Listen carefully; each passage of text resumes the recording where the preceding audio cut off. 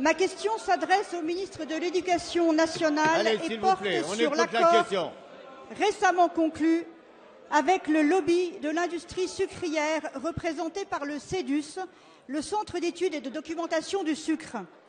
Cet accord confie au CEDUS la mission de délivrer pendant 5 ans aux enseignants, aux élèves et à leurs familles une information sur la nutrition et la santé, c'est-à-dire qu'est confiée à l'industrie du sucre l'information nutritionnelle dans les écoles.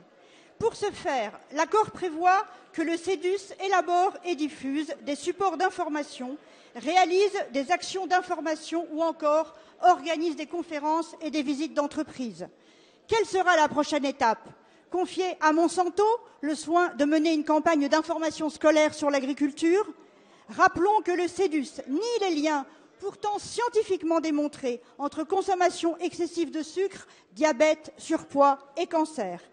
Outre le fait d'être une aberration sanitaire, ce partenariat est incohérent avec le programme national nutrition santé qui vise à limiter la consommation de sucre. L'éducation sanitaire et nutritionnelle est une priorité de notre politique de santé et cette mission incombe uniquement à l'État et aux organismes publics. Les informations diffusées par le CEDUS ne sauraient être objectives puisque le seul rôle d'un lobby est de défendre ses propres intérêts et en l'espèce au mépris des besoins nutritionnels des enfants. Sur le même point, il serait également nécessaire de revoir les modalités de fonctionnement de la semaine du goût, confiée en grande partie au lobby de l'agroalimentaire, dont le CEDUS.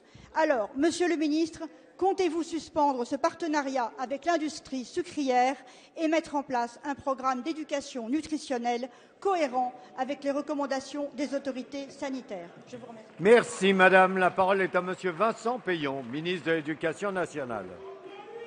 Ah non, s'il vous plaît. Monsieur le Président, Mesdames et Messieurs les députés, Madame la députée, je comprends votre interrogation, mais je tiens à vous apporter plusieurs éclaircissements sur les questions que vous avez soulevées, en particulier la nature de cet accord entre l'Éducation nationale et le Centre d'études et de documentation du sucre. D'abord, première chose, moi je suis pour qu'il y ait un rapprochement, vous le savez, entre nos filières industrielles, nos filières professionnelles qui sont de grande excellence et le monde de l'économie.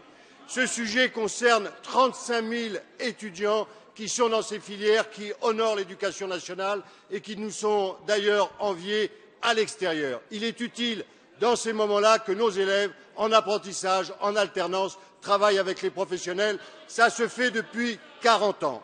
Deuxièmement, je ne peux pas vous laisser dire, car c'est totalement inexact, même si ça devient une mode, par rapport à l'éducation nationale et un mépris à l'égard de ses enseignants, que le programme nutritionnel serait traité par les industries du sucre.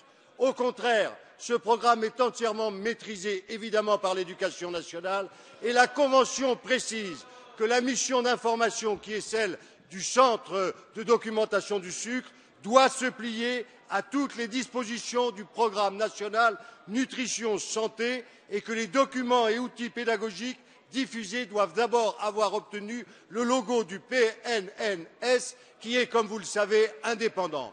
Donc nous nous félicitons de ce travail avec les industries dans ce domaine comme les autres. Nous respectons ces 35 000 étudiants. Je vous rappelle que ce n'est pas eux qui font le programme nutritionnel. Et enfin, s'il y a manquement à ces engagements, je vais les vérifier. Mais cessons en permanence d'introduire ici comme là des amalgames honteux à l'égard de l'éducation nationale.